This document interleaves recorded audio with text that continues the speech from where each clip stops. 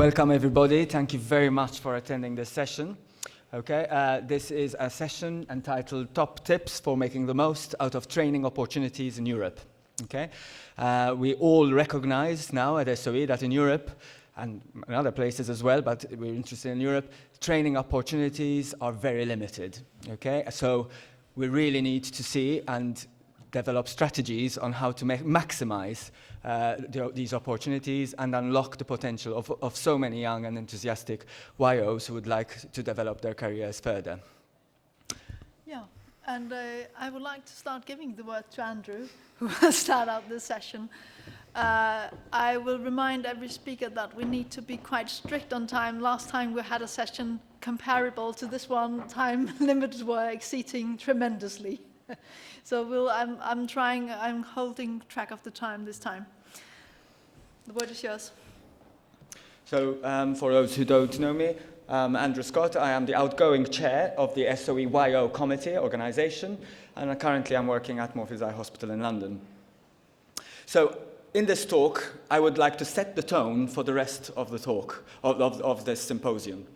Basically, we want to ask why fellowships are needed to supplement training and how to look for a fellowship in Europe. So, the European Union is a political and economic integration of 28 member states that guarantee the free movement of workers across borders. What this means is the registration of a qualified ophthalmologist in one member state gives you automatic registration in all other member countries. But we have to remember that patients have the right to get equal services. So we definitely need to make harmonization of training a crucial goal.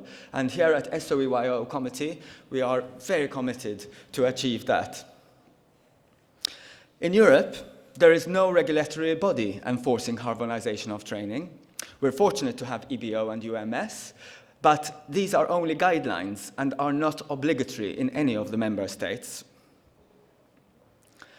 Other examinations, such as the PHEBOS diplomas, we now have a glaucoma subspecialist exam by PHEBO, is definitely a step in the right direction because it's encouraging training departments, okay, to be more up to scratch and train the residents to become to become fellows, to become glaucoma specialists or whatever subspecialist they choose. However, the problem that definitely exists is when one comes to in order to apply for a subspecialty exam, you need to be in a recognized fellowship. And the problem is that to be accepted for a recognized fellowship, you need to have performed a minimum number of surgeries. And that, unfortunately, in many European states, is not being achieved. So on the one hand, there are some fellowships that need to be filled in, but on the other hand, to fill these fellowships, we need basic surgical numbers, which are not being achieved in most residencies. And it is for this reason that I would like to remind you the results of a survey that us at the Young Ophthalmology Committee have conducted. And hopefully the results of this survey will give the answer to why we need fellowships to supplement training in Europe. So this was a quick survey, a long survey, sorry, that we've conducted, and we've had respondents from many European states, as you can see. And the first thing we wanted to investigate and explore was trainee satisfaction. And as you can see, the prevalent mood is unfortunately one of dissatisfaction or moderate satisfaction. Another indicator of dissatisfaction is that 70% of respondents felt that going overseas was essential to acquire the basic surgical skills, and some admitting to want to travel abroad to the USA and UK, and others were even ready to pay for courses in India, which, for example, and other countries, and this may raise some ethical issues.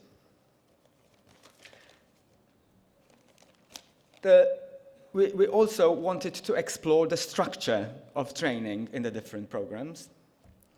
And the vast majority of residencies are 4 to 5 years long, with a few exceptions, for example, in the UK. And it is only in the UK that there is a fellowship is incorporated within the training. However, it is the structure rather than the length of program that interests us. And sadly, 54% said that the program was poorly structured. The majority of respondents said that there was no required minimum number of surgical procedures performed independently that one must achieve before completing his surgical training program. We also wanted to inspect and explore the level of quality assurance of training program and how these guarantee patient safety. Most respondents said that an examination was required at the end of training. In the majority, this was the FIBO exam, which does not assess surgical or clinical skills. And only 54% said that it was mandatory to keep a logbook. And the majority said that there was no formal assessment of surgical skills.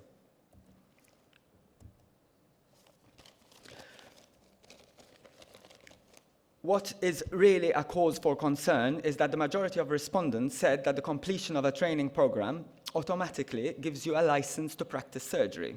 And yet, as we can see, most respondents believe that the training program does not make them reach a level to perform cataract surgery independently. So I think the answer of whether fellowships are needed to supplement training in European residencies has been answered by the survey. We definitely need those. The problem is, where are we going to look for them? And there are several opportunities that now fellowships, and these are the top tips that we can give you. There is the Global Directory of Training Opportunities, for example, by the American Academy. It's a new initiative where one can go and try and find where these fellowships are. In the UK, but usually this is just for opportunities in the UK, there is a website called NHS Jobs. There's also BMJ Careers in the UK. And there are also other opportunities, other resources. There is this particular website, which I think is very good and should be encouraged. It actually has been developed by a trainee in the United Kingdom who's now a vitreoretinal surgeon, a vitreoretinal fellow. It's called idocs.co.uk. And on it, you can find a directory of ophthalmology fellowships that are available for anyone to pursue. Us at SOE-YO, okay, our committee, are also taking this very seriously and actually have made it our mission in order to accomplish this. And one of our landmark achievements has been the fellowship directory that one can find on our website. This is a directory, okay, where one can find any fellowship that is offered by hospitals in Europe and across Europe. Post-specialist fellowships offered by professional societies, as well as short fellowships and observerships for residents and YOs. Okay, I think this is a huge resource that you should look into. Okay, it is on our webpage, and we're constantly trying to expand and develop it further. We're trying to look for partnerships with pharmaceutical companies and collaboration, hopefully, to be able to get more funding in order to make this grow bigger and better. And one of our main aim is to have a search engine that can automatically populate these fellowships and also send the information to the relevant societies who are publishing them. Okay, but it is not just the fact that we're having a database and that you can have this information now available on the website that we would like to achieve. What we would like to achieve is the fellowship movement, a drive across all residency programs in the UK, that hopefully will encourage more centres to provide more formal fellowships that are more well structured, with a more standardised curriculum and a logbook, as well as adequate supervision that will help standardize European ophthalmology quality of care. Thank you very much for your attention.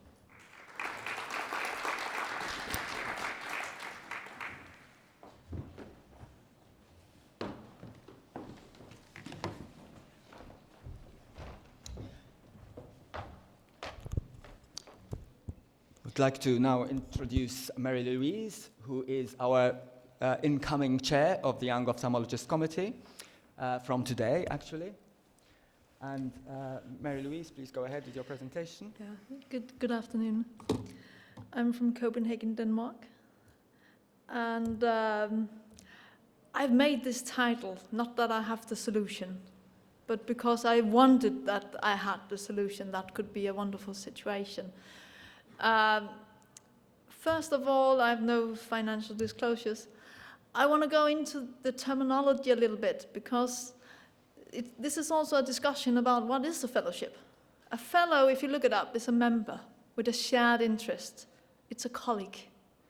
A fellowship is a pupil and a master, a learning possibility within a focus. It's also a way to apply for a consultant position, but sometimes it's just a cheap workforce. And that's one of the dangers, in my opinion. Some places, they found out the pride of having fellows. And I'm really positive in that feeling, because then someone says, you is my responsibility. It's the craft apprenticeship.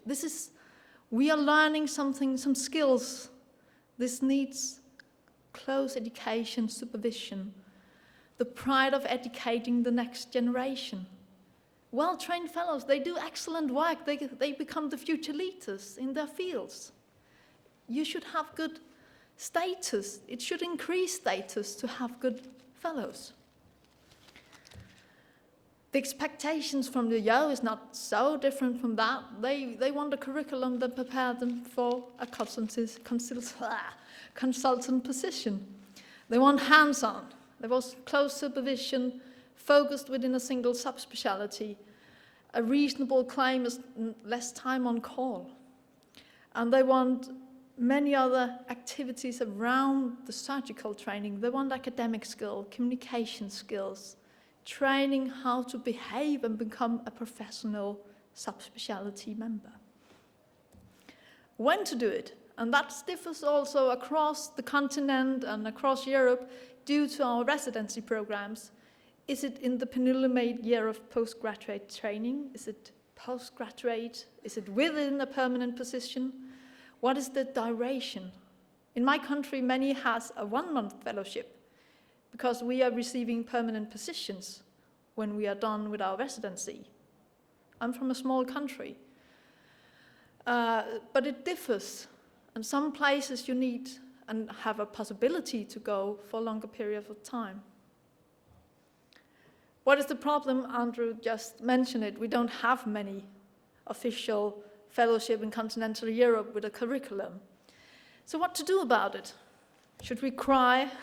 We could do that. We have already done that. But a way to move on is to think, what can you do? Because everyone gets a position. We get through with our residency and we end up in a job. But who sets the standards? What is the time frame of this position? What do you feel you need to learn? What do you want to learn? And what demands does the institution have? Could it be possible within this position to try to make some sort of curriculum? Because the curriculum is essential. And to help with that, because we don't have a formalized curriculum, you can look at the EBO, there's inspiration there as well. The ECO have made some curriculums.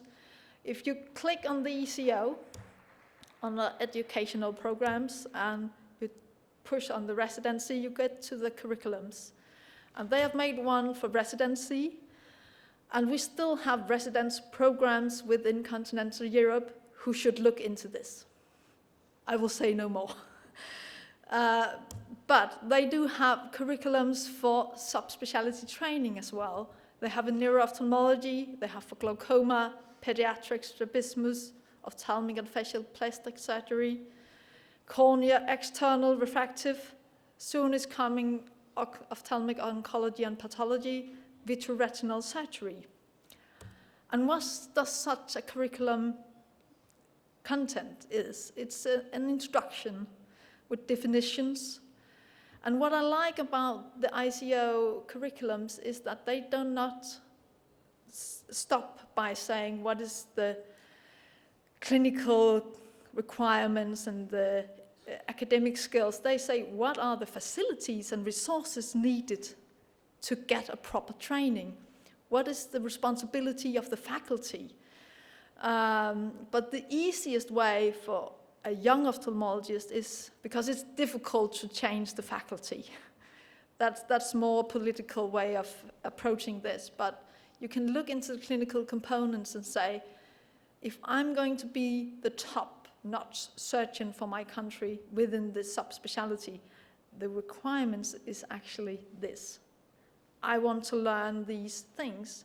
Why don't I get exposure to the more advanced things? How can I retrieve these skills? In my country, even though we are a small country, we acknowledge that. So that's why we send people away to more fields to learn specific skills. We send people to Pascom Palmer because we can't achieve these skills within our country. The number of patients is too small. So that's a way of gaining these holes you get in your education. But you need to talk about them. You need to put it down to paper and let them come out. Is this the golden solution? No, of course not. But it's an inspiration, and I think some of the many, many positions out there is actually a kind of fellowship. But it's to put it into a form that can make it grow. Because if we start out making a curriculum over some of the positions, the tendency will grow, and we will start thinking about the curriculum instead of just hiring people. Thank you.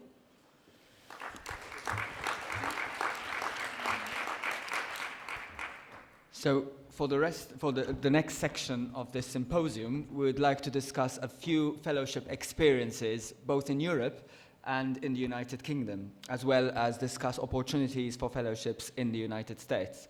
So I would like to call Louise Pinto from Portugal to discuss his fellowship experience in Europe, in a country in Europe.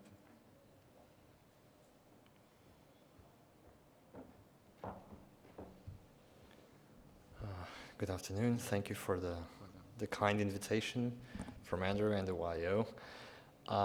I've been asked to talk about my experience with a fellowship in Europe, specifically the EGS fellowship, which I undertook already 3 years ago.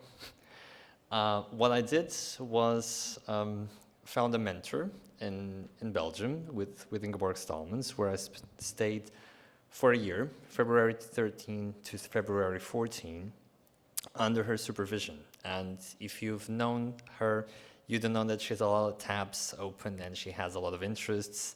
And when you get to work with such a mentor, you're always very, very active. And glaucoma now appears not such a small part in ophthalmology, but actually much more than what you think.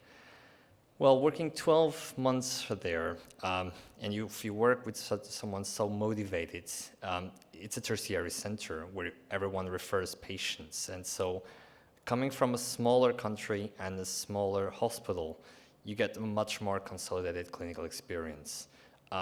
Because of the sheer numbers you're exposed to, if you're always willing to work and you found a motivated team, you actually published a lot. You get involved not only on the clinical aspects, but on the research aspects. The EGS was eager to find someone to work with them, and I think that keeps going and actually is more involved yet. So I got the opportunity to work in the guidelines, in the manual procedure.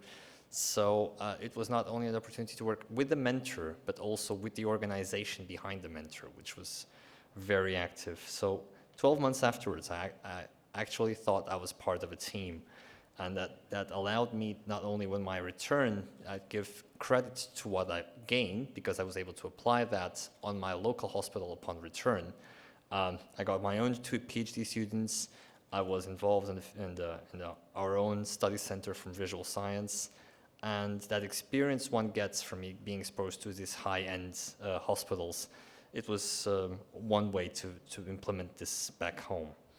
So how do I do this? Well, the EGS actually has this well thought through, and you can do this basically online. If you go to the website, which has been recently updated, there's actually a folder for the EGS Fellowship Program, where you actually see the outlines of which centers you have, what documents you need to have, and what are the requirements, which basically amounts to being a specialist, a proficient in cataract, and you have to learn the language. So when you click on each of these centers, you will find the reference that one needs to have on each of these items.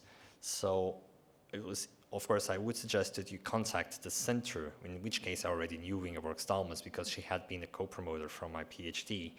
But if you click, you actually we're talking about 8,000 patients a year, more than 500 surgeries per year.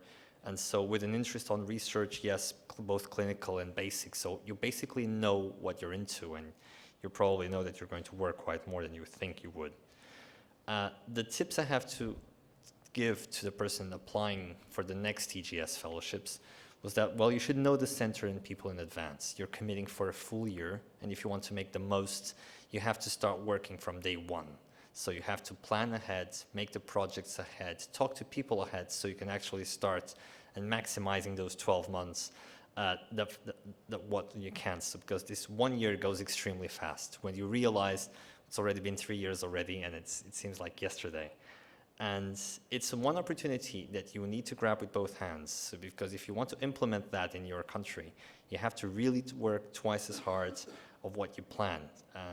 Because people would recognize that when you come home. If you've seen complicated cases, you know how to solve them, you need to set up your own lab, that if you give enough time, it will come to you.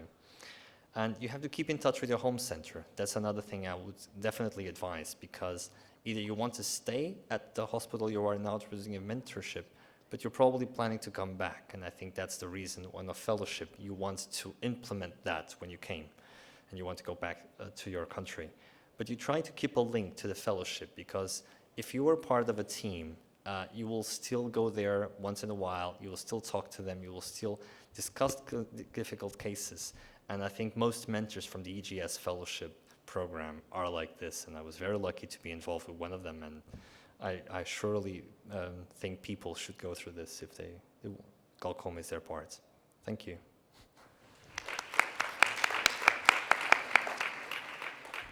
I hope I kept the time. Thank you very much, Louis. If there are any questions, we'll probably leave them towards the end, unless there are some very burning ones. I now would like to call Efthymios Karmiris from Greece, who is going to share his fellowship experience in the UK and give us some tips on how to go about doing this and what to expect. Before I start, I would like to thank the organizing committee.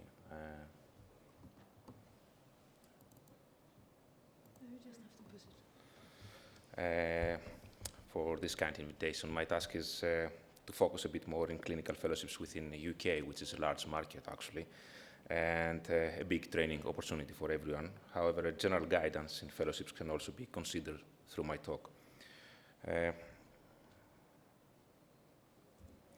Unfortunately, none of the institutes that I work with is paying me to talk today. I would say it is not an exaggeration if I say that a fellowship transforms your personal story, and it is a transition to any period, new period of life. I am assigned with the clinical fellowship within the UK part, as I have already spent 3.5 years doing clinical fellowships. 2 of them in Moorfields as a glaucoma fellow, 1 in Newcastle as a cornea fellow, and I'm now a cornea fellow in Southampton University Hospital. So the first question needed to be answered is where to search, and I think we already had this kind of discussion. For UK, this NHS jobs is the best way to find a job, and there are many ways to find fellowships, but either Google them or why not ask someone that has already been there. So, target locked, and then you need to talk about you, to stand out of the crowd, to draw a bit of attention, and to create an impression, so as no one will be able to turn you down. You should remember that everyone has a potential and skills, and a good CV gets you halfway there. My advice is to be fully aware of the personal specifications criteria. And to my experience, talking about the clinical surgical fellowships, there are 2 things that can put you in the driver's seat. They may not say it clear, or they may characterize it desirable, but I would say independence in cataract surgery, and believe it or not, publications in the field that you would like to apply. Those are the 2 things that you may need to build up before you apply. Clinical fellowships are about surgery, and this is what everyone believes, but talking about glaucoma, let's say, surgery now, is it only the queen trabeculectomy that you would like someone to get the skills? I would say unfortunately for the surgeon, but fortunately for the patients, there is a continuous increase in the available procedures, and it is impossible for everyone to become proficient in all of them. Especially if you consider the published data that clearly show the decrease of trabeculectomies and glaucoma surgeries, or the actual numbers of glaucoma surgery per million population in different countries, especially in UK that we're discussing today, and they provide a good quality of clinical fellowships. I have to say that clinical fellowships is not only surgery. It is about decision making, dealing with complications and with patients, and is a whole experience that provides you a number of taking home ideas in order to build and to run your own practice. It is also about publishing, which most of the clinical fellows forget to do, and generally speaking is about creating a confident and well-rounded practitioner, and all of them in a secure and protected environment. Your performance during fellowship is the product of motivation and ability, and since we consider that each one has a way to become self-motivated, I need to clarify that ability does not include only the surgical talent. You need to use mental, cognitive, psychomotor, every single ability you have. And then you need to allocate yourself in one of these various work zones in the fellowship. There are movement back and forth between the zones, but most people stabilize in one of them. So we have this dead zone with disengaged people who are not actively interested in improving. The comfort zone with people that they have been successful in the past.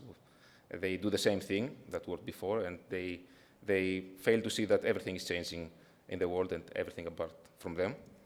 And the panic zone, people that care too much. They feel panic, they cannot learn or perform well in this zone, and burnout can happen in this zone, and quality may suffer. And this is the stretch zone, which is the final one. People see the whole thing as an opportunity. So in the stretch zone, there is an incremental planned development which gives the best opportunity for growth. It's a step at a time. It is a continuously moving forward. It is stretching without breaking, I would say. You also need to know that fellowship has a natural cycle, I would say, which starts with clarity around expectations.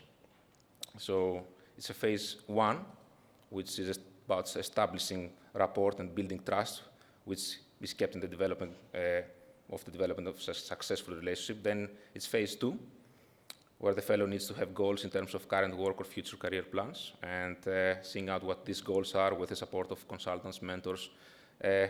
They can help you reviewing the progress that has already been made at that stage. And then we're just going to phase three, where relationships change over time, and inevitably a time comes where the fellow has to move from the department, and closing of these relationships is important for the mentor and for the mentee. And it is important to recognize the whole fellowship environment. It has some aspects that are visible and many others that can only be suspected, guessed, or learned as understanding of the culture grows. And like an iceberg, the visible part of the culture is only a small part of a much larger view. So be aware of the hidden norms and try to go with the flow. You are there in the fellowship to learn from them and not to teach them. So what you get from a fellowship: 6 marketable skills. Ability to connect to others in a deep and direct way and to stimulate desired interactions. Proficiency at becoming up with solutions beyond which is rote or rule-based. Ability to work productively as a member of a virtual team. Ability to operate in difficult and different cultural settings. Ability to understand concepts across multiple disciplines. Ability to translate vast amounts of data and to understand data-based reasoning. And I have to say that talent is not mandatory. And finishing this talk, I would like to mention as a take-home message the 10 things to do that require 0 talent in order to become a successful fellow. So just being on time, work ethic, effort, body language, energy, attitude, passion, being coachable, and doing a bit of extra. But above all, being prepared for what you're trying to do. If you're scared of the competition, just remember that the rabbit and the turtle story, and always remember fellowships are like life. They may be considered short, but they are both marathons. Thank you. I don't know if you want any questions.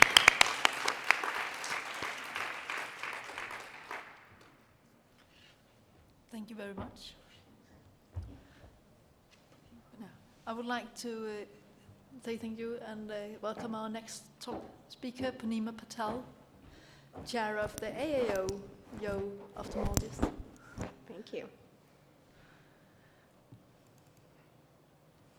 Right, I want to first start off by thanking the both of you for having me come and speak to this audience, and just the collaborative efforts and opportunities that we've had between the SOE-YOs and the AAO-YOs. Today I have the opportunity to share with you about fellowship opportunities and training in the U.S. I work at Emory University in Atlanta, and I have no financial disclosures either. And we have several international fellows every year in a variety of subspecialties, and a lot of the academic medical centers throughout the U.S. have the same situation where we have a lot of international fellows that come join us from all across the world for a variety of different reasons. We have a lot of themes that are very consistent no matter where you're choosing to do your fellowship opportunity, whether it's within Europe, Asia, or in the U.S. You have to consider why you are doing or choosing to do a fellowship. It's important as you kind of narrow down your goals. What do you want to get out of this? And there's a variety of things that we've already discussed and reasons why people have chosen to go this route. One of them is knowledge and skills. You know, there's something specific that you want to learn. We talked about knowledge gaps or experience gaps that you could expand by going to a different place where they have specialty in this particular gap area. There's a lot of diversity and exposure to different populations, different systems, different eye care delivery models, research opportunities, networking, and then after you're done, opportunities to continue to collaborate across country borders. So where do you start? We have a lot of different opportunity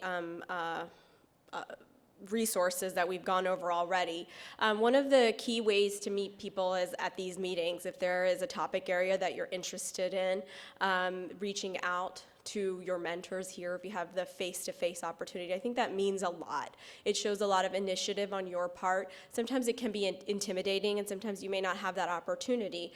One of the other best ways to find out about these fellowship training opportunities is to contact other residents and fellows who have attended, gone to a country that you're interested in, or done a fellowship that you're interested in. They're going to be a wealth of information on why they chose to do the fellowship, why they worked with that specific mentor, that institution, and what they gained from it and how they applied it to their current position. Because at the end of all of this, we all want to have a job and have the opportunity to take care of patients. So we really want to be goal-oriented as you go through this process. I think it makes it easier and you have less resistance to kind of go into an area that you might have some resources, and it may just be in a form of familiarity, people that you know that have gone there, or somebody that you know is actually physically there. It makes it a lot more familiar and comfortable, but it doesn't necessarily have to limit you, but that is always a nice option. And I think places that have international fellows already, I'm going to discuss the process of becoming an international fellow in the U.S. It's good to be in a system that's already familiar with it, because there is a lot of paperwork that is involved. One of the other options, and this, as Andrew already mentioned, is the Global Directory of Training Opportunities on the Go Guide on the Academy website. This was just launched in October, and we already have over 750 fellowship opportunities throughout the world, and those 250 plus are just in the U.S. And this came as a result of our leaders in the Academy traveling to meetings, international meetings across the world, and getting this question of how do we find fellowship opportunities. Each of the programs that's on this directory decided on their own. This is not initiated by the Academy, so they have some degree of desire to host international fellows, and I think that's important. And you can find fellowship opportunities throughout the world in this on this website, so it's a great resource and a great place to start, especially for U.S. opportunities. The other place is, the institutions that you've already heard that are big names, they're used to having international fellows. Go directly to their website so you can get more information about their specific requirements. Here's just some examples: Baskin Palmer, Wills, Jules Stein. They all have varying their own application process, but at least I think it's a good sign that they have the process on the website. If the process is not on the website, definitely do your investigating with those programs, and you'll have to contact them just to try to get the information, because you want that before you arrive.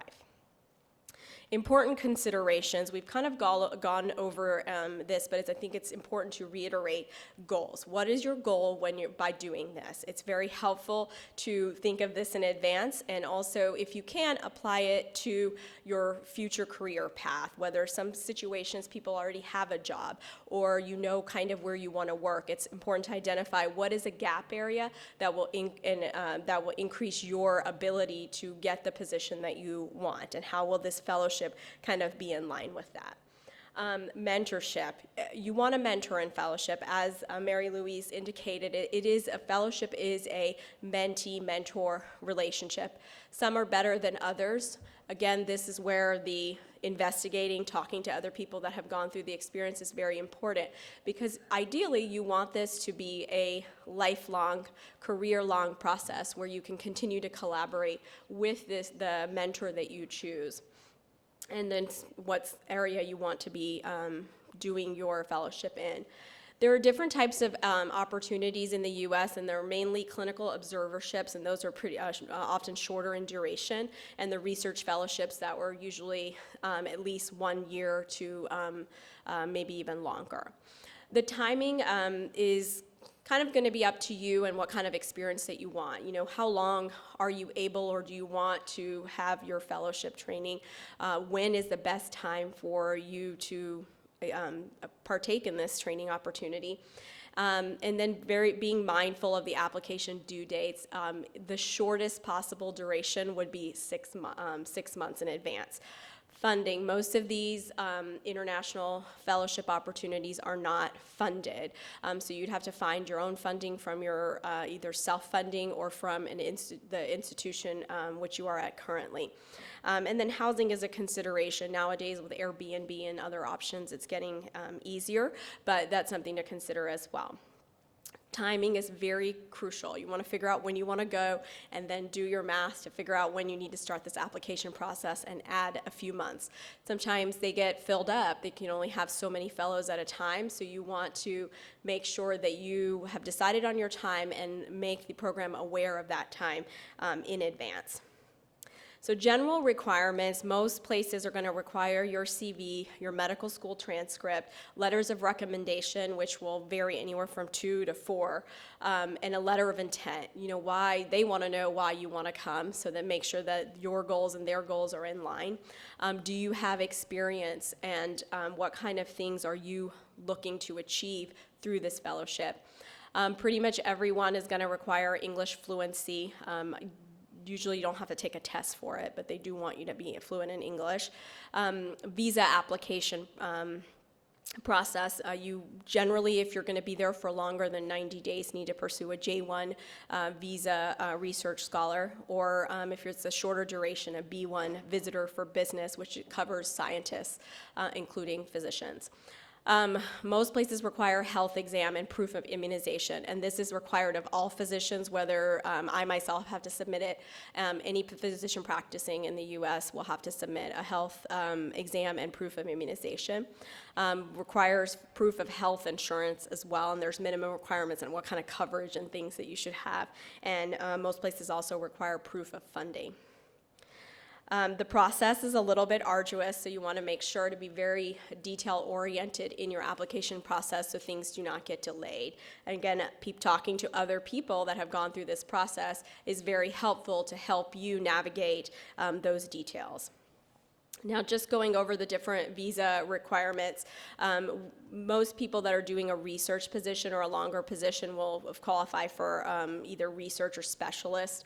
And then the people that are just doing a short term can go through the B1 visa process.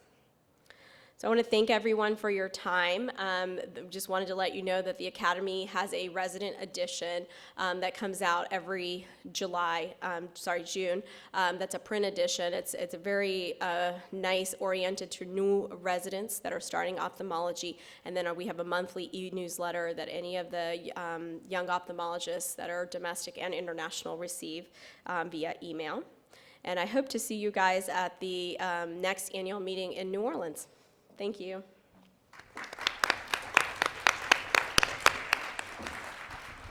Thank you very much, Purnima. I would like now to call Wagih Aclimandos to hopefully give us some answers on the question everyone is asking. Training opportunities in the UK for European YOs post-Brexit.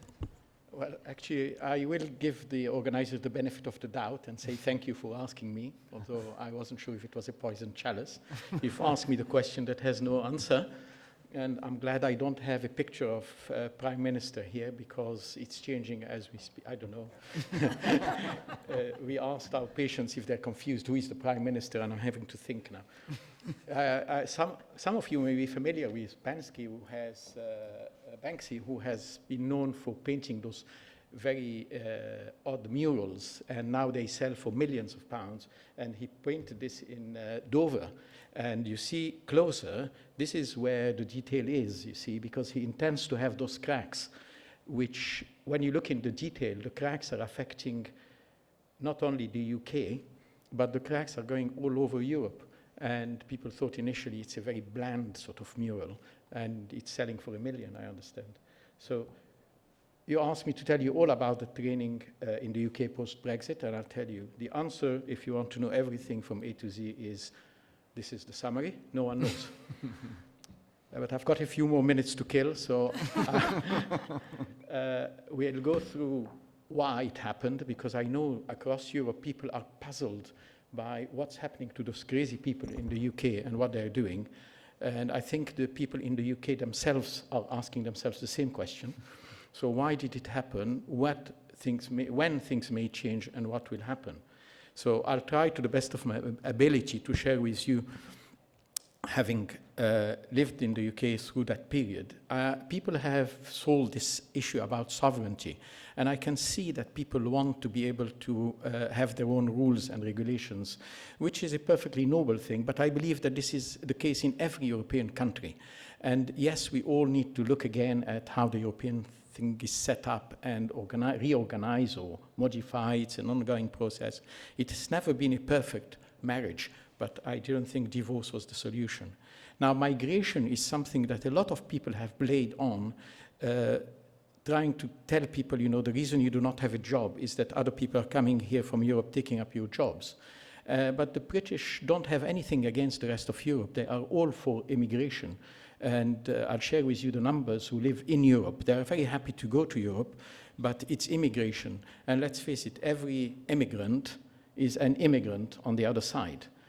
So they have nothing against immigration, and they love coming to the sun. But people can modify history the way they like. And you read this article in the Telegraph, which started to claim that life on Earth hasn't started in Africa, but started in Europe. There is this famous article that people say wasn't true in the Times about whether the continent was isolated when there were storms in the Channel. But the fact is that we are safe, and Europe is safe, and we are going to continue to live together very happily, despite of what the politicians are doing, because the facts are much stronger than the slogans. Fact is, there is nearly 200,000 British who have retired in Europe. You may say, so what? Well, these people are getting treated in Europe, and the UK pays for their treatment. And if you see the equivalent of what that costs UK, and if they were coming back to the UK to get treated, that alone would cost the UK 350 million extra per year. So our 200 immigrants, that's only part of the 650 million that the UK pays for treatment in Europe at a cheaper rate than what they would pay for these same people being treated in the UK. As far as the UK itself is concerned, 10% of the doctors in the NHS are not foreigners, they are from EU. It's a much larger proportion if you include other places. And about 5% of the nurses. So not surprisingly, the BMA chair, the British Medical Association chair, is panicking, saying, what will we do if people go out? And the scary thing is that people are already voting with their feet and saying, well, it's not safe, I'm not really happy. And I have the parents of a child I look after who said, well, we chose to go to Spain because we don't want our child to go to school and feel that they're not wanted here. So sadly, the negative impact is now hitting even before anything happens. And I told you about the 10% and the 5%, but there are 30,000 EU doctors registered to work in the UK. And if you take the total of hospitals and social services, etc., the number is between 150, 160, 170, some quote, of people who work within the health delivery service in the UK. No way the UK can provide these people and fill those gaps. So a solution has to be found as far as medicine is concerned. And even in medical research, 15% of the researchers are EU graduates. So the figures speak for themselves, so we can sit back and relax. And if you want to look at the speech that the head of the UK delegation to the European Union made, the UMS, he said, you know, we want to live with you, we want to continue to recognize the UMS, and we want to continue to work together. And this is because we have to think about people who want to come and train, but we also want to think about who is going to deliver the health service in the UK. And it's really a mutual benefit. So the answer, I can only give you my opinion, and I think that political negotiations will go on. No one knows what's going to happen. Implementation will take ages after that. And then what else will happen?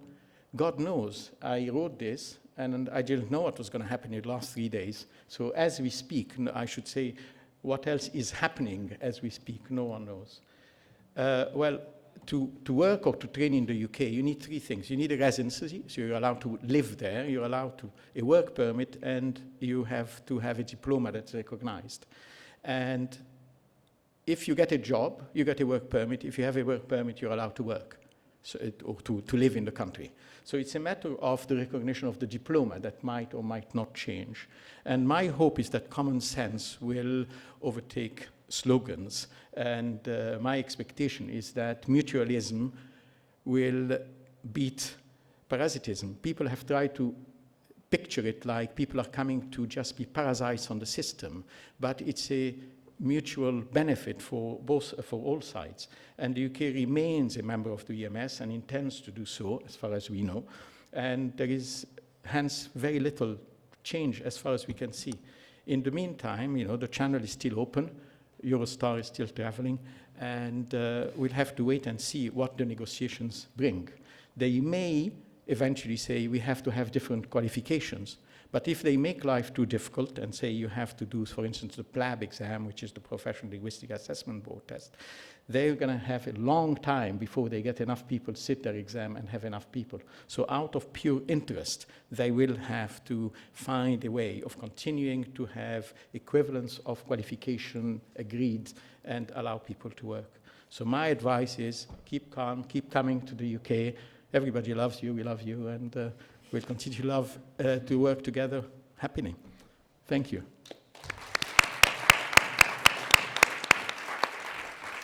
Thank you very much. We love you too. We would like to introduce our next speaker, John Ferris. John Ferris and... John Ferris. Okay. So...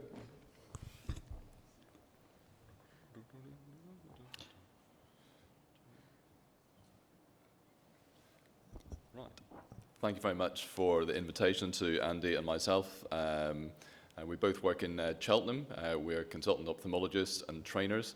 And I'm particularly interested in a lot of what's been said today because one of my other roles is I chair the Royal College of Ophthalmologists Residents Appointment Committee. So I run the interviews and have done for the last 6 years for all training positions in the 4 home nations, Northern Ireland, Scotland, England and Wales. And I've spent a lot of time over the last 2 mornings doing dry labs, meeting many of you in the audience. And it's depressing, the recurring theme of the difficulties you have getting surgical training. Some great talks here with tips about how to perhaps get training opportunities abroad.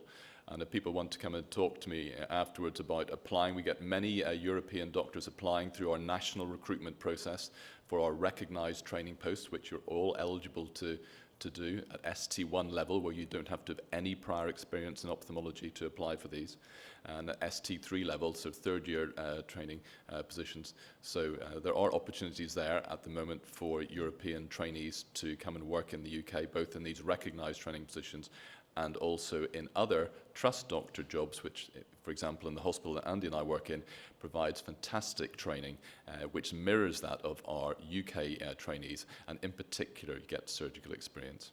So Andy and I are going to talk a little bit about how to maximise your opportunities in theatre in particular. So I do have a financial interest to disclose, so unusual for a squint surgeon to have any financial interest in anything.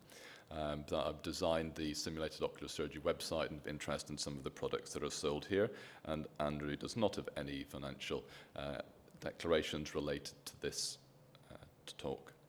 So what are we trying to achieve with our surgical training?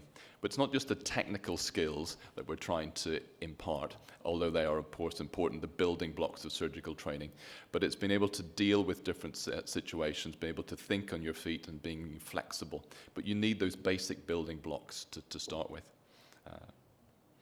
And if you don't have the basic building blocks, it's very difficult to get the foot in. And one of the pressures on surgical training is the shorter duration of training programs, also increasing pressure on your bosses to do more cases in a state system that we run. Also, if you're working in more of a private system, there are barriers to getting surgical opportunities. So over the next 15 minutes, we'd like to be able to suggest ways and strategies of you developing your competence outside of an operating theatre to show that when you do get the opportunity to be in the OR, you're making the most use of those opportunities. Because if you're still fumbling around with sutures and you can't tie knots and you don't know how to hold things, the theatre nurses will get impatient, your boss will get impatient, it's bad for the patients. So how can you embark upon a program of sustained, deliberate practice? It's a bit like the analogy I used in the talk I gave earlier this afternoon. If you're a musician and you're learning to play the piano, for example, you have a lesson, and in between one lesson and the next lesson, you practice. And one of the things as surgeons that we're not very good at is taking the time or the opportunities or looking into ways of practicing between our lessons, if you think of lessons as being time in theatre. And what's also evident if you're a professional sports person or musician, what do you do in between your concerts or your tournaments? You practice. And so a lot of the stuff we're going to be talking about here is not just relevant to trainees, but to trainers, because we can all improve, both clinically and surgically. So I'd like to talk about, and it's lovely to have members of the American Academy team here, a project which only went live 2 weeks ago, the Simulation Gallery, which is linked to the residence part of the One Network. And the idea of the Simulation Gallery is to try and have a global resource for teaching videos. I just spent an hour or so next door in a different seminar. We bumped into Tom Oteng from Iowa and other great trainers. One of the members of the audience said, where can we get videos of Gabby doing these amazing simulations using quail's eggs and grapes? And somebody else talking about the IC simulator. I said it was perfect timing of the question, because all of these things we want to upload and have on the Simulation Gallery. So there's going to be a global resource. So if you've only got $200 to set up your dry lab, what can you do? If you've $100,000, what can you do? And we're just going to talk through, Andy and myself, some of the features of this. So all the videos, unlike YouTube, will be peer-reviewed. So they will be, their educational content will have been validated. And there'll be different channels for different types of surgery. So if, say, you're about to embark on, we've heard about your fellowship training, a glaucoma fellowship, or a corneal fellowship, or a retinal fellowship, what ways can you go to prepare so when you hit the ground running, that you're ready to take on the most opportunities? Their first talk said how short a fellowship is. 12 months goes really quickly. If you spend the first 3 months trying to get to grips with the basics of the particular procedures that are going to be your bread and butter procedures, you've wasted 3 months. So this is the homepage of the gallery. Here's one of our European colleagues. Gozalia just was appointed as a consultant in our department a few months ago, and she is of European descent and has done multiple fellowships in the UK, and now instead of going back home, she's now one of our consultant colleagues, and she's peeling an epiretinal membrane here. So in theatre, immersive simulation. We've got scrub nurses there with people running, so it's not just you as a surgeon, it's your theatre team.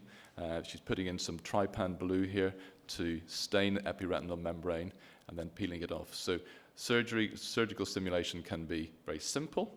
It doesn't have to be high-tech.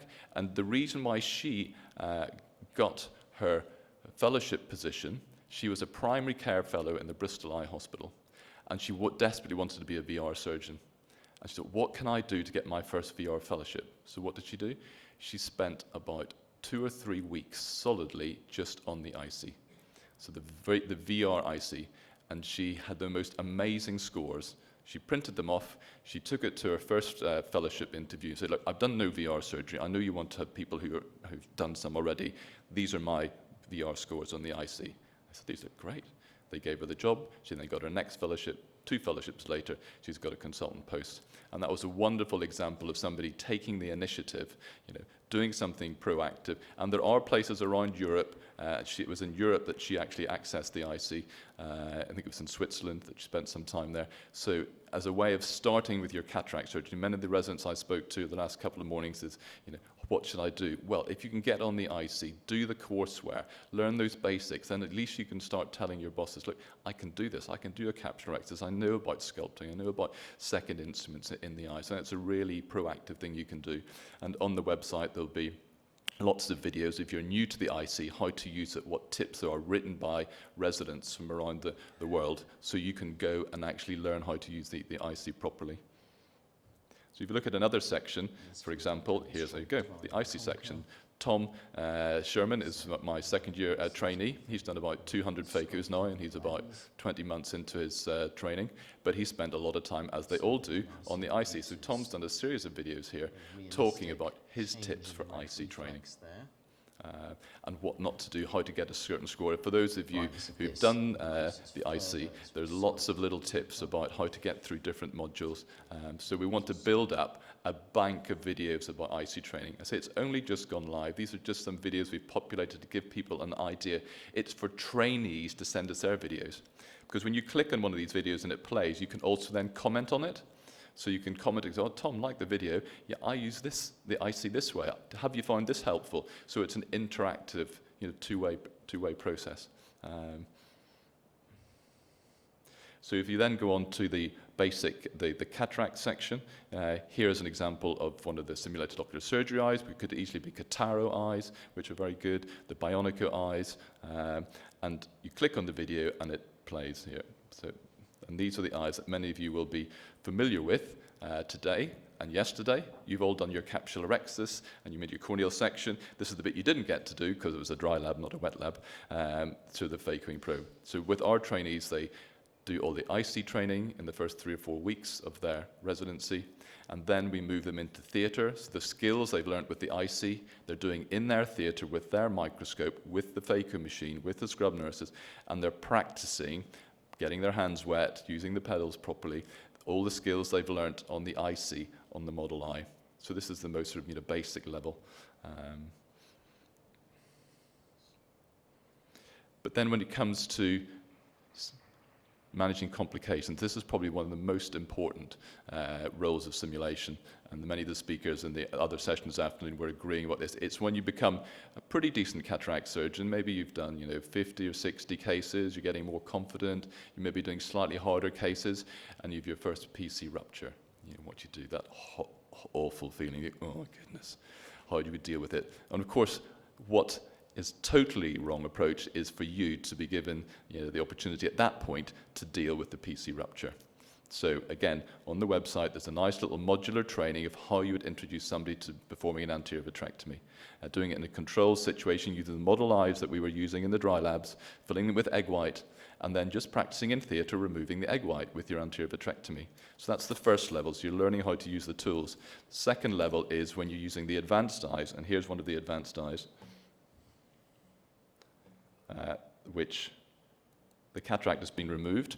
And I tend not to do this with my patients. I don't usually take a needle and stick it through the posterior capsule here to cause a PC rent. So again, it's controlled, the egg white comes through, we've stained it with triamcinolone, but the trainee knew it was going to happen. So they're doing the anterior vitrectomy, I'm just putting more egg white into the back of the eye, and they can do this for an hour or so at a time, just to practice clearing away all the vitreous.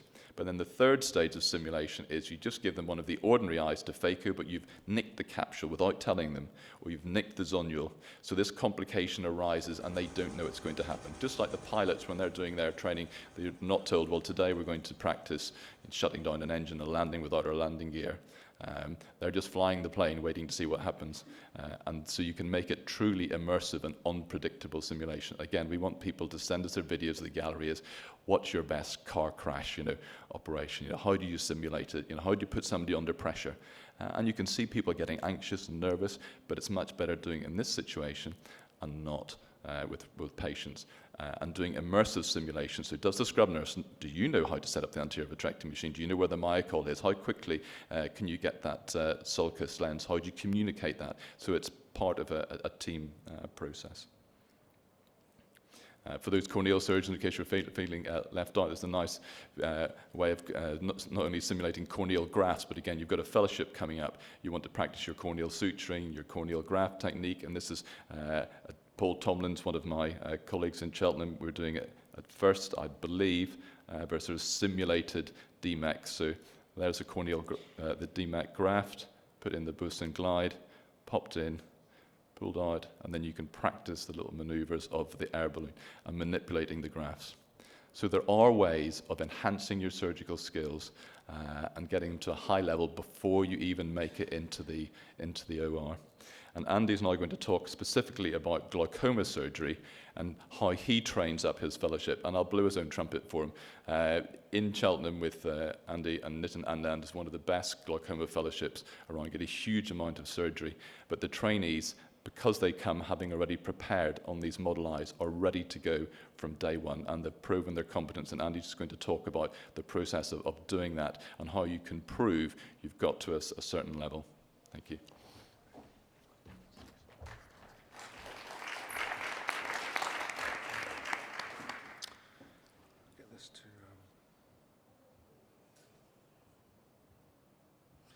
Yeah, so John's outlined the great advantages of simulation training for junior surgeons before they embark on surgery with patients.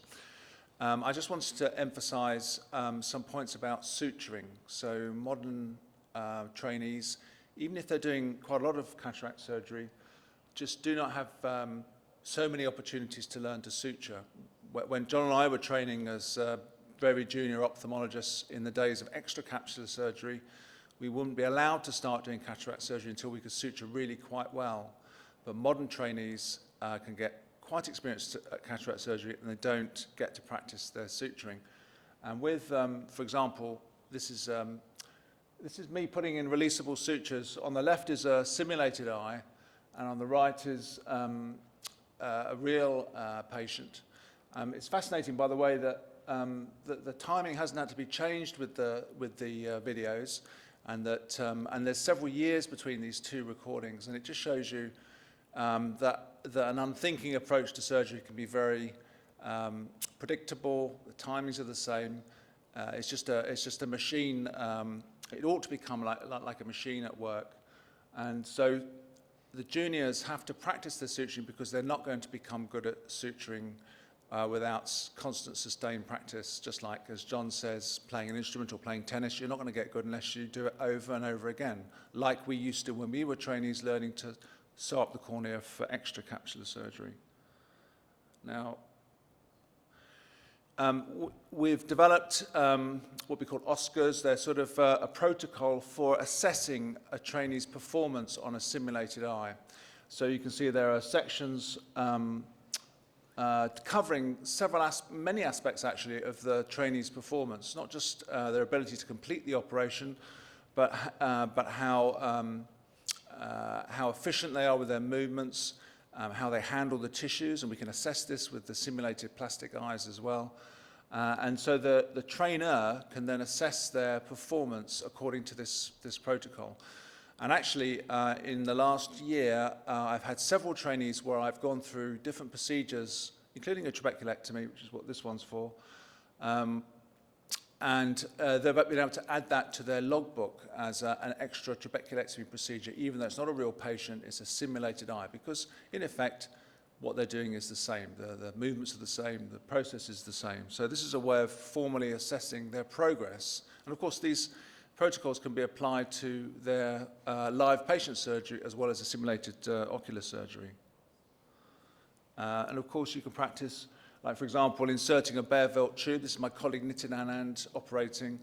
The insertion of a tube there are many steps involved, but with the simulated surgery eyes, which have muscles and conjunctiva, you can practice all of the steps of the operation without having to learn again with a live patient, with the risks inherent in that. This is, I think you've seen this image before. This is a dry lab that we staged in Cheltenham just a couple of months ago, supported by TAIR. And oh yeah, it plays, yeah. As so at this dry lab were junior surgeons with a wide range of previous experience, surgeons who are really just starting, other surgeons that were more advanced, and they've been able to, with desktop microscopes and the simulated eyes, been able to practice simple things like suturing a cornea for a traumatic injury, to doing corneal grafts, to doing trabeculectomies, to inserting Beervelt tubes, all done in the same session with the same equipment. So the surgery that they're undertaking is tailored to their particular needs and previous experience. So you can get a lot of. It's very efficient.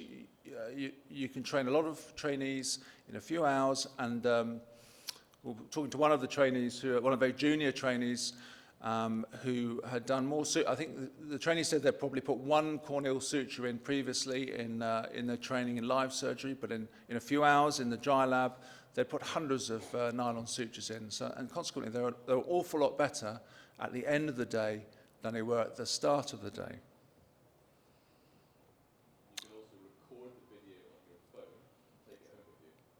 Yeah, as John pointed out, the microscopes that we use have an onboard Wi-Fi transmitter, so you can, as the instructor, you can bring up all the microscopes with all the trainees' work, and you can then broadcast a trainee's doing something particularly nicely up onto the big screen, and the trainees themselves can record what they're doing on their phones or tablets, whatever they have with them, with an app that they can download. So it's a very flexible but really efficient with everybody's time, and of course perfectly safe. There are no patients involved. So for me to conclude and to sum up what John was saying as well, these days we really should not be operating on live patients until we have demonstrated our competence with surgical simulation. As John said, if you're learning a musical instrument, you're not going to embark on a concert until you've got the hang of how to play it. Likewise, tennis, you've got to practice. And you've got to have sustained practice over hundreds, maybe 1,000 hours to become any good at anything that's important. So we shouldn't be practicing on live patients anymore. Clearly, simulation can enhance the safety and efficacy, the efficiency of a trainer's time and trainee's time. Immersive simulation, whether it's IC or whether it's simulated plastic surgery eyes or any other type of simulation, can improve our management of surgical complications, which are by definition, fortunately, rare. So we don't get so many opportunities to practice them. And the trainees with much less experience than a senior surgeon will have few opportunities to practice an anterior vitrectomy, hopefully, but they can practice that with the simulated eyes. So simulation is not just for trainees, and of course, the simulation gallery, we're interested to see examples of rare events, how a surgeon got themselves out of difficulty, whether it's in a live surgery recording or whether it's from a simulated surgery recording. So we can all learn from each other, both trainers and trainees. Thank you.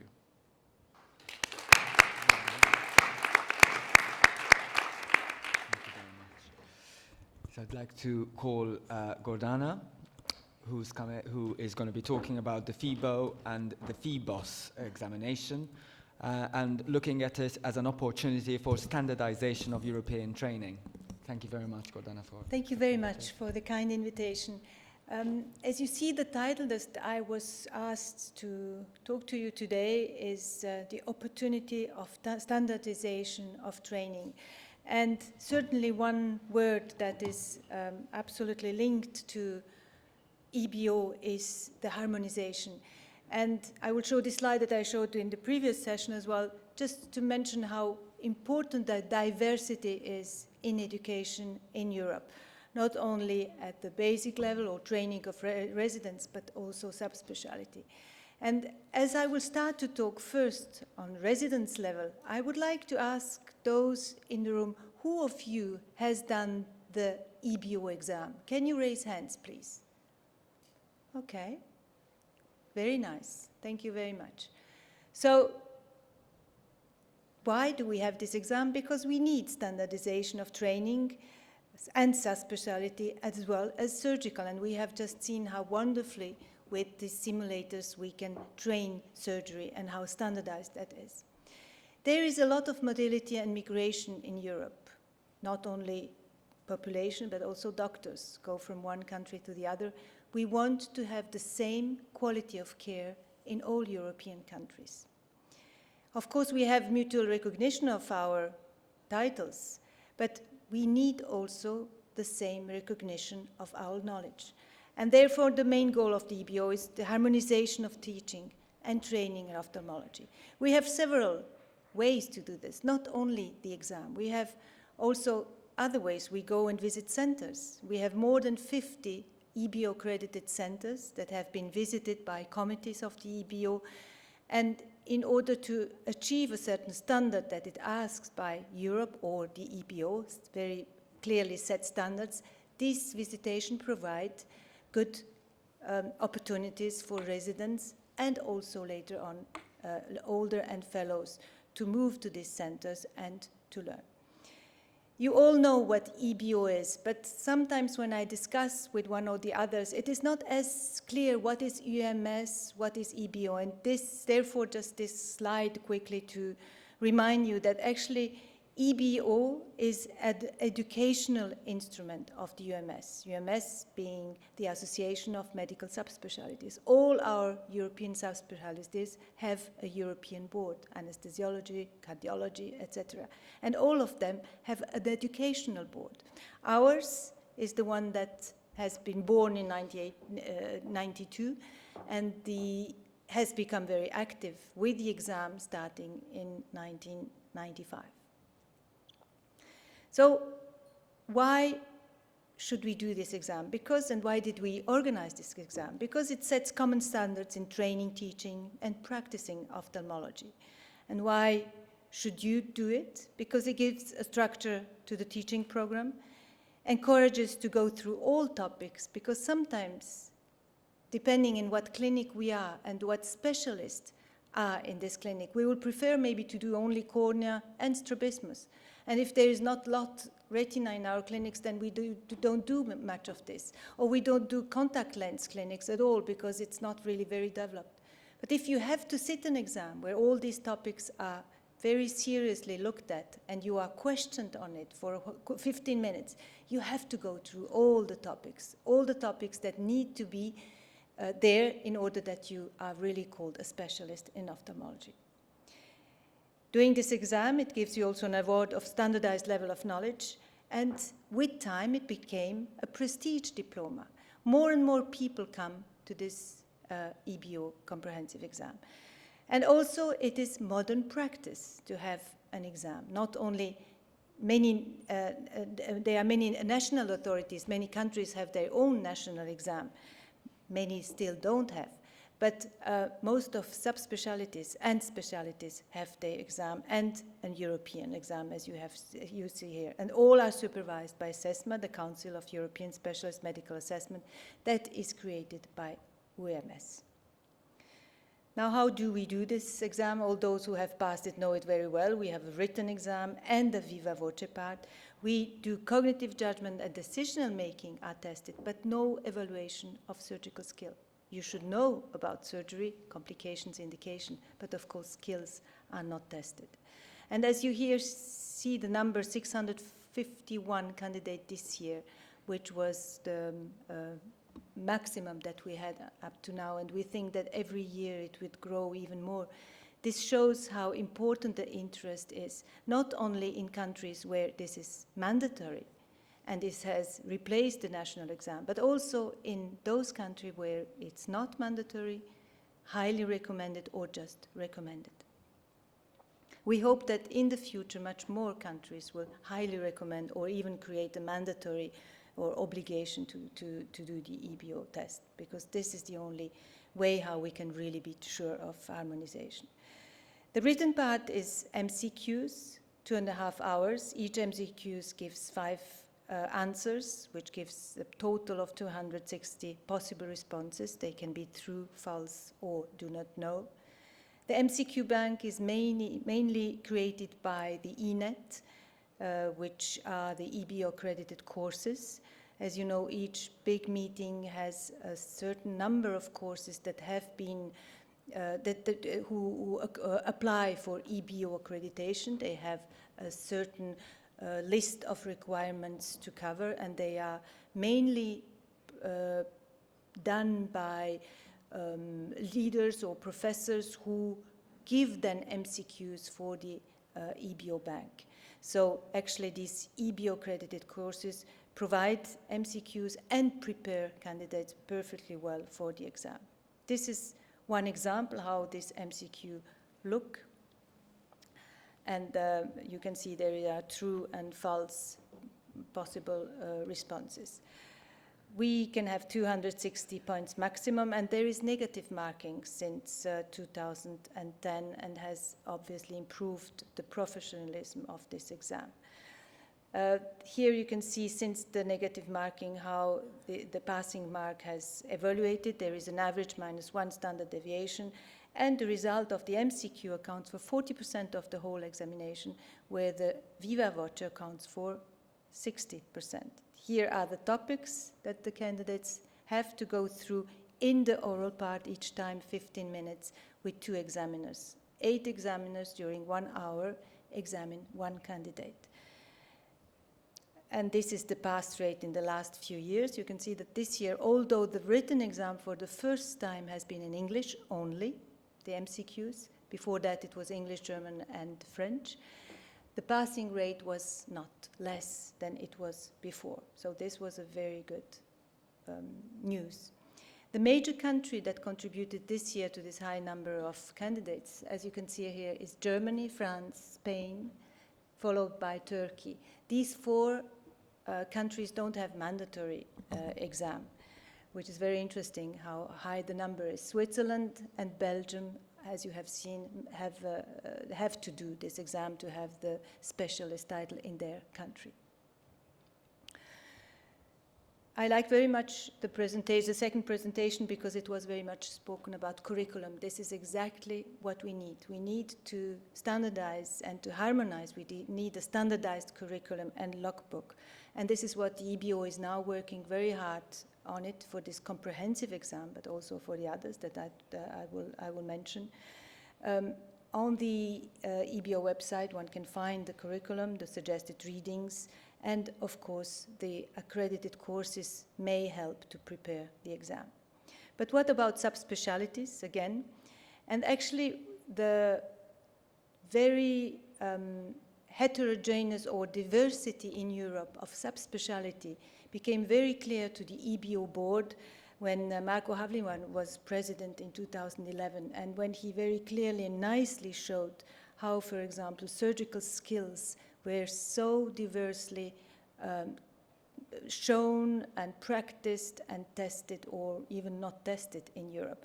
And he did this questionnaire where it came so clearly out that every country is different. Every country does something else. In cataract and lens surgery, in glaucoma surgery, when you see these graphs, it shows really how different it is. And this is a big problem in Europe. Not only the medical teaching, but also surgical teaching is different. And then, when Wagih became president, he came with the idea that maybe one should try to harmonize it by creating an exam, not just to have another exam, but to prepare a curriculum, a standardized curriculum, and to test knowledge once this curriculum has been adapted or done by the candidate, and then to sort of create a very high bar of knowledge where then it can directly and indirectly impact on the training. We have heard a lot of fellowships, but fellowships can give only what the institution where they are can give. We need standardized fellowship. We need fellowships that can be also comparable, and we need fellowship where the trainee exactly knows clearly what he can expect of it. By creating curriculums in order to reach the bar, high bar, and to reach and to pass the exam, we somehow create and impose to training centers programs that slowly and slowly will become standardized fellowships. This is actually what we hope. And indeed, these exams have enormously motivated European societies to improve the education and to create very clear curriculums and logbook. They have also, the exams have also motivated to create structured training programs that arise from European societies. And I take here the example from the EGS, where I'm sitting myself in the board. It has been very seriously taken over in order to be able to make a good exam. It is important to create a good curriculum so the people can go through and obtain the level of knowledge that actually we would like to know.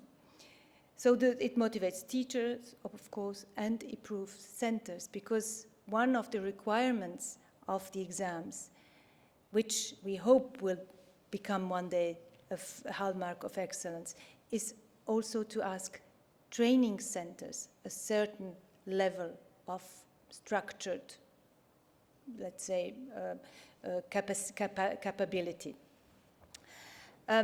Who should sit this subspecialty exam? Should it be fellows? Yes, fellows that should have minimum 1 or 2, or rather 2 and plus years of experience. They should be trained and acknowledged already specialists, young specialists in their area, and probably these people will be in the future leaders in the subspecialty that they have chosen. There is a paper that has been written and summarizes all this and has been published in the ACTA. There are some general requirements, as said, and one of these is very, very important, is the letter of confirmation of the trainer and the responsible of training. Because, of course, we can say that we have learned enough and we have done 2 years of fellowship, but we have to have somebody who can acknowledge that this is absolutely true. And the logbook that has been created by the European Society, who is organizing with the EBOD exam, should be acknowledged by the trainer. Of course, the training center, as I said, should have the sufficient number of patients, facilities, operating rooms, and teaching facilities. And all this goes actually into what you said just before. We need very well-structured programs in order to have fellowships. In order to have this, we start with the exams, and peu à peu, as we say in French. We will probably come to it. EGS, of course, very well-recognized authority, as you know, in education. There is a lot of experience in education. Was the first society that was asked by the EBO to create the subspecialty exam, and this year the EGS has, with the EBO together, EBO still remains the umbrella organization, but EGO has done for the third time the exam. In order to do it more and more professionally, the EGS has even created a committee, a special subspecialty committee that is only dealing with the subspecialty exam, dealing with MCQs, with questions, with progressive questions, with cases, and also discussing and brainstorming on how the format should be and who actually should be these new specialists. So EGS has created indeed detailed curriculum and logbook. All this can be found on the EGS and EBO website. What has been also created is this evaluation scale, which is something new, where the EGS would like that not only the young ones, but also the more serious ones, and also those who take on to the fellowships that are suggested by EGS, evaluate themselves by 1, 2, 3, 4, 5, how they think they are in different parts of the curriculum, but also let their trainer evaluate themselves. And this is very interesting and very educative, not only for the fellow himself or the young doctor, but also for the trainer, because sometimes it can be very disparate. And this is more or less the logbook, shortened, summarized form that is recommended, for example, for the subspecialty exam by the EGS and EBO, where you have the mandatory knowledge and the recommended knowledge. The mandatory knowledge is that one that you can have in most centers in Europe, and the recommended one is where maybe more specialized centers can be found. And we have, of course, the suggested readings, obligatory readings, and suggested readings. Now, this exam, the subspecialty exam, which comes after this sort of structured fellowship that we hope will be created in future, tests clinical, theoretical, and practical knowledge, but no evaluation of surgical skill is done. However, each of the candidates has not to be a surgeon. Unlike in the UK, in many other countries in Europe, as you know, for example, glaucoma specialists don't have to be surgeons. And in my country, Switzerland, only 25% of glaucoma specialists do surgery. So we have to adapt this exam to this kind of candidates. So indeed, surgical skills are not tested, but the candidate has to know indications of surgery, all the complications of surgery, how to deal with it, and then, of course, then he will send it to somebody else. Again, written part, a little bit more difficult or tough than in the comprehensive exam, because we have more MCQs in the same time span. Again, a negative marking. And viva voce, there is 1 hour discussion with 4 experts, and it goes from case presentation, videos, imaging, discussion of articles, and each candidate receives 7 articles 3 to 4 weeks before the exam. Relevant articles published 2 years prior to the exam that the committee, subspecialty committee, has thought that this should definitely be discussed. It can be discussed on statistical values, on methodology, etc. And this is done by 4 experienced and renowned glaucoma specialists and experts. Scoring is more difficult than in the comprehensive. It's 50-50 viva voce and written. And the passing rate for the MCQ is 70%, which is then reduced to the 6th out of 10, because the viva voce goes from 4 to 10, 5 being a failure. And then we have the rule out of 3. Of course, professionalism is very, very difficult to test, even in a viva voce, and even more so on MCQs. There is a discussion. 1 hour the candidate has a discussion with experts.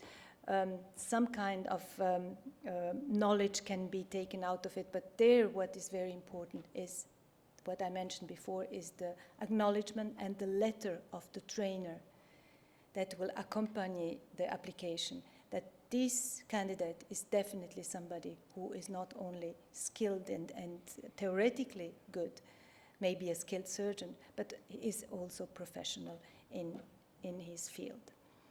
So the first subspecialty was in May 2015. This is the diploma that is now given by the EBO, and you see the EGS sign there. Here are some numbers. You see the number of applicants. Admitted candidates were less, something like 2/3. Why? Because the requirements, the others didn't met the requirements. And from the first year to the third year, the requirements have slightly changed because the EGS has seen that actually now we refine the definition on who should be actually the glaucoma specialist who should pass this exam.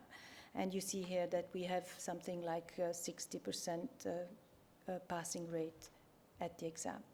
Gordana, the time is more than up, so Okay. we need to close. I think I go to the summary. Thank you. Thank you very much.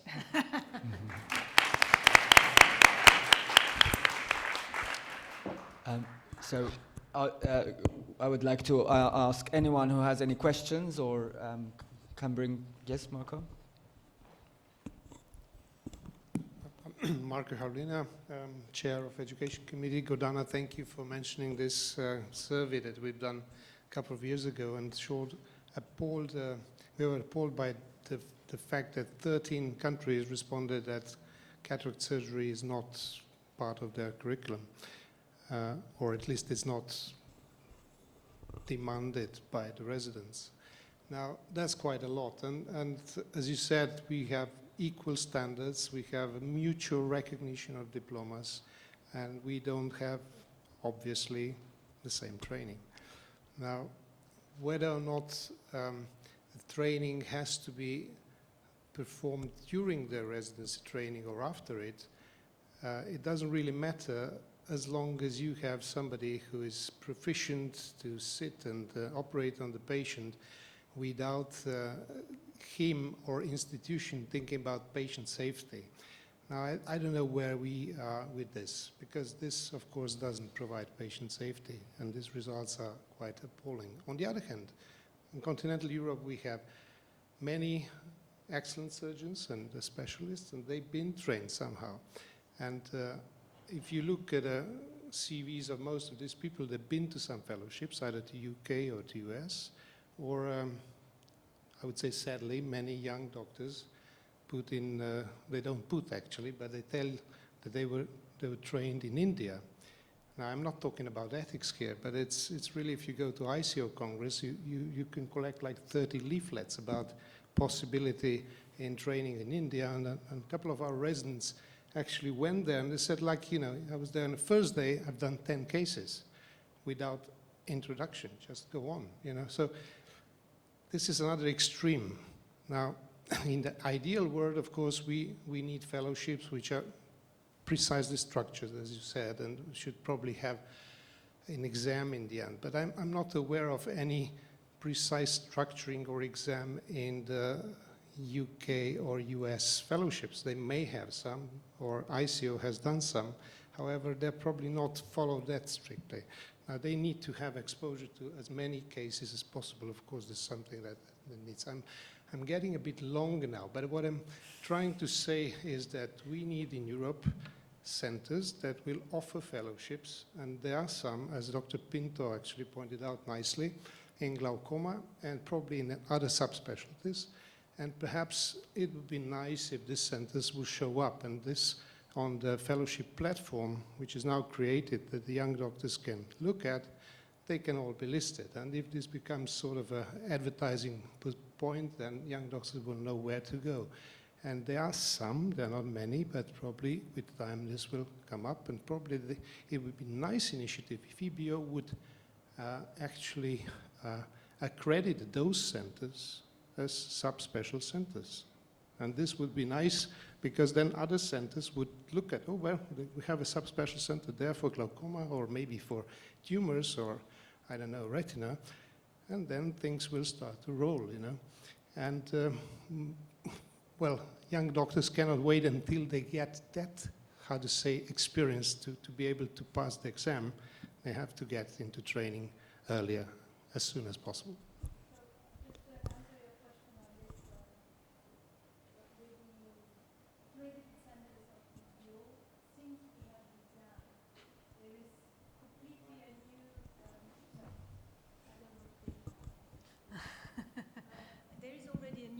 Initiative, and accredited centers now can be accredited for the residency training, or they can be accredited for fellowship. And each of them, we have a new form, each of them can say what is their strengths and which subspecialty they would like and they would be capable. And then indeed we have, but again, I think it's not only the EBO, it's also the European society who have to say, yes, this is really a good center, and we know. I think we're running out of time. Before we finish this symposium, I'd like to invite you all to our reception in the YO lounge. Okay, so if anyone wants to come for a drink and a chat, and perhaps we could continue this conversation there in the YO lounge. Thank you very much. Thank you very much for attending this, and I hope